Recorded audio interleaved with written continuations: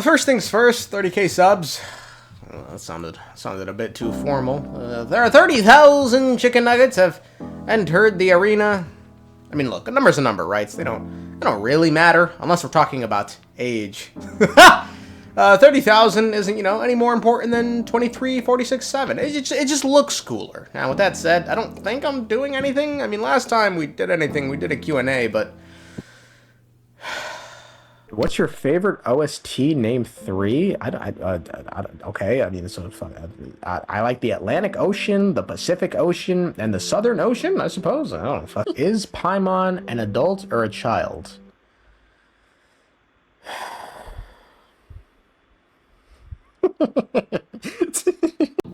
Yeah, y'all ruin that shit, man. It was kind of fun, though. Maybe we'll do another. We'll see. I don't know. Maybe instead I'll unleash one of the videos from the archives. People seem to like the cucumber video. There's about 200 more where that came from. Quick warning, this video is more of a, motherfucking Forum Romana, bitch, video than me providing something of value. Okay, I think I'm undercutting myself just a bit there. Because as you guys are about to see, I'm stumped. You guys remember the unification problem I was talking about the last video? Me, Einstein, Biggie, and Marilyn Monroe were all working together to try and reconcile the fact that the ley lines were created by the heavenly principles to defend against the abyss. The forces of the abyss have always sought to corrode Teyvat.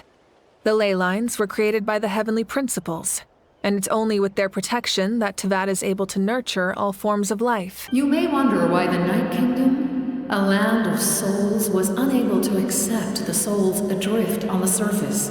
The reason lies in the heavenly principles' modifications to the ley lines. The original purpose was to help counter the abyss. And so, their stability was paramount. I, too, recognized the need to change the rules of the ley lines. Not only for the souls that wander this land, but for the outlanders that may perish here in the future. In the eyes of the heavenly principles, that kind of change is extremely risky, if not impermissible. But these statements are strange, seeing as so far as we know, the Abyss hasn't been here since the beginning, yet Natlan already had ley lines that existed that were able to be destroyed in the war between the Descender and Sovereigns. The ancient battle between the Descender and the Dragons destroyed the corner of the world, allowing the Abyss to invade. Natlan's ley lines took the worst of the damage. Meaning they predate this war and the Abyss's seeming arrival with the second who came, who I wager, of course, to be that bastard correct Dragon King Ebola, with this mysterious power of darkness. The Dragon King acquired the power of darkness from outside of this world, and led us in a fight against the order established by the outsiders. Well, the more I dug into this topic, the more I realized something's not right. Something doesn't make sense because someone lied. Whether the individual responsible for the fib knowingly led us astray is of little import. The fact of the matter remains, ley lines in Teyvat are far more complicated than they let on, and allow me to demonstrate this fact with this one simple question. If the primary purpose of the ley lines is to defend against the Abyss, then why has the Abyss Order created a device that will allow them to create ley lines? As for your question, the Loom of Fate is a device capable of weaving ley lines. In its primitive form, it can only be used to create and implant memories. But as more of it is completed, its power becomes stronger and stronger, until finally, it has the power to weave real ley lines of its own. And it's here the problem presents itself. Are the Abyss Order really working against their own interests in creating their own kryptonites, or are both the Lord of the Nights, Angel of Humanity, and Mavuika, the Pyro Archon, wrong about the purpose of the ley lines? And the true purpose has been hidden from them, but the Abyss Order knows it and wants to use it. And for those wanting to separate the Abyss Order and the Abyss, let me just reference what the sibling told us they want for Teyvat's future. Until the Abyss has engulfed the thrones, my war with destiny will see no end. Yep, Crystal clear. Not much room for separation there, I fear. Now, there are a couple of ways we can move forward from here, but let me try and clear up the original purpose of the ley lines versus the current purpose of the ley lines, because if we listen closely to what the Lord of the Night actually states, she says the original purpose of the ley lines was to defend against the Abyss. The original purpose was to help counter the Abyss.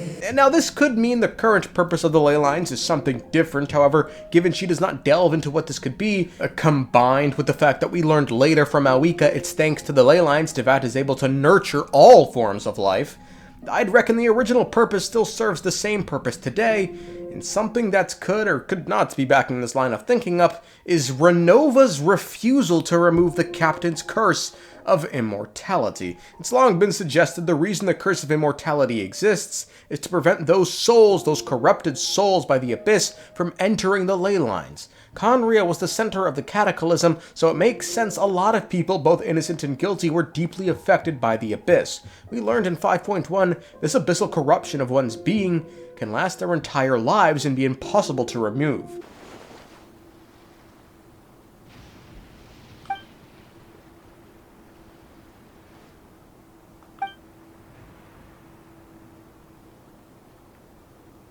So applying a blanket's curse of immortality is how you would protect the ley lines from being overrun with abyssal energies, and, if you remember, we encountered a similar situation in the Archon quest. I can't.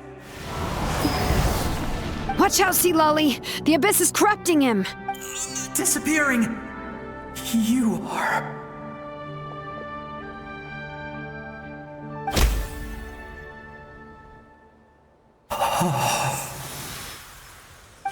I'm sorry. The Abyss has corrupted his soul from the inside. Even if we could send him back to the Night Kingdom, it would only make the situation worse. So Ronova refusing to remove the curse of immortality could be because she wanted to protect the ley lines. As stated earlier, the Heavenly Principles values the stability of the ley lines above all else, and as such, allowing in abyssal infected souls or altering the ley lines to do so would be tantamount to treason. But there's a problem with this within this context, and it's Natlan. Natlan's ley lines, the Night's Kingdom, is not connected to that of the other nations, and evidently, throwing in all those Khaenri'ah souls, including the captains, did little to affect the Night's Kingdom. Regardless of whether he died or not, the captain's soul was entering the ley lines on this day, and Ronova knew it, as she stated she knew what the captain was trying to do. I now understand that which you seek. Yet she still refused to remove the curse of immortality. Why? Again, it's most likely because this curse, this rule, was not some backroom deal made with a lowly Archon, but rather was something ordained by the Master of the Four Shades. Returning to the original question, if the ley lines are in fact meant to counter the Abyss, why does the Abyss want to create more of them? I don't know. If I had to wager a guess, it'd have to do with the Abyss Order's original goal of reviving the homeland.